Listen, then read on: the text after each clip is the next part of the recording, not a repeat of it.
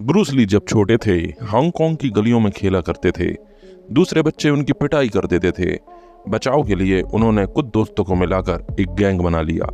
Gang के बाकी बच्चे भी उनके जैसे ही थे। नतीजा यह कि पहले जहां ब्रूस ली अकेले पिटते थे, अब पूरी गैंग एक साथ पिटने लगी। एक दिन चोटिल अपने घर पहुंचे तो माँ से उनकी हालत न देखी गई। उन्हें हिम्मत बांधकर माँ सीधे इप मान के पास ले गई। इप मान महान मार्शल आर्टिस्ट थे। डानी येन की मुख्य भूमिका वाली विल्सन यिप निर्देशित इप मान, जिसे लोग आईपी मैन पढ़ देते हैं, सीरीज की फिल्में इन दिनों टीवी पर खूब आती हैं। इप मान ने ब्रूस ली की विलक्षणता को पहचाना और उन्हें मार्शल आर्ट्स की बारीकियां सिखाई। इससे ब्रूस ली का तुरंत तो कोई भला ना हुआ, पर वह मोहल्ले के माने हुए गुंडे बन गए। हर दूसरे दिन उनके दरवाजे पर पुलिस आ जाती थी। माँ बाप बहुत परेशान हुए। जब ब्रूस ली में कोई सुधार न दिखा तो उन्होंने पुलिस वाले को रिश्वत खिलाकर ब्रूस ली के सारे मामले रफा दफा कराए और उन्हें अमेरिका भेज दिया ताकि वह डॉक्टर बन सके। ब्रूस ली ने वहाँ कॉलेज में दाखिला तो ले लिया, लेकिन उनका मन मार्शल आर्ट्स में रमा रहता था। उन्होंने अपना एक कुंग फू स्कूल खोल लिया। इससे अमेरिका में रहने वाले चीनी बहुत नाराज हुए, क्योंकि उनका मानना था कि गैर चीनियों को मार्शल आर्ट सिखाना अपराध है। ब्रूस ली पर कोई फर्क नहीं पड़ा, तो उस जमाने के मशहूर चीनी अमेरिकी लड़ाके वोंग जैक मान ने उन्हें चुनौती दे दी कि मुझे हरा दोगे तो ही अमेरिका में अपना स्कूल चला सकोगे। ब्रूस ली ने उनसे मुकाबला किया। कहते हैं 1.5-2 मिनट में ही वोंग जैक मान मैदान छोड़कर भाग खड़े हुए। तब ब्रूस ली ने दौड़ा दौड़ा कर उन्हें ललकारा। इसके बाद अमेरिका में उनके स्कूल की ख्याति बढ़ गई।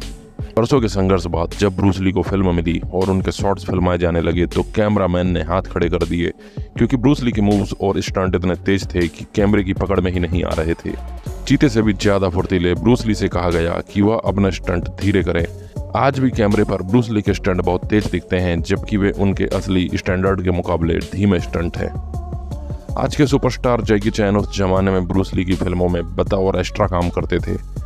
एंटर द ड्रैगन के एक दृश्य में लड़ते समय ब्रूस ली की लाठी दुर्भाग्य से जैकी चैन को जोर से लग गई। वह घायल हो गए, लेकिन जैकी चैन इसे सौभाग्य मानते हैं, क्योंकि इस घटना के बाद ब्रूस ली ने उनका माथा सहलाया और उन्हें गले लगाया।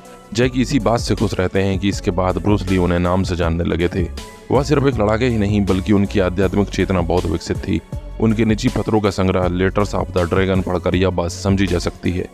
वह किताबें पढ़ते थे, ध्यान व चिंतन करते थे, दर्शन की खासी समझ रखते थे। 1962 में अपने एक मित्र पर्ल सू से एक खत में उन्होंने कहा, मेरे भीतर एक रचनात्मक आध्यात्मिक शक्ति है जो मेरे धर्म, मेरी आस्था, मेरी महत्वाकांक्षा, मेरे आत्मविश्वास, मेरे संकल्प, मेरे सपनों से कहीं ज्यादा बड़ी है, और यह शक्ति मेरे हाथों में रहती है। पर्दे पर उनकी फुर्ती देखने के बाद इस बात की सच्चाई महसूस होती है। ब्रूस ली की मौत बहुत दर्दनाक हुई। अभिनेता जॉर्ज लेजेम्बी के साथ ब्रूस ली एक फिल्म बनाने वाले थे। उस सिलसिले में ब्रूस ली के वह संपर्क में थे। 20 जुलाई 1973 को ब्रूस ली के साथ डिनर करना था। ली की पत्नी लिंडा ने बताया, ली ने जॉर्ज लेजेम्बी के साथ प्रोड्यूसर रेमंड चो से दिन में 2 बजे मुलाकात की थी, जिनमें उन्होंने फिल्म गेम ऑफ डेथ को बनाने के बारे में चर्चा की।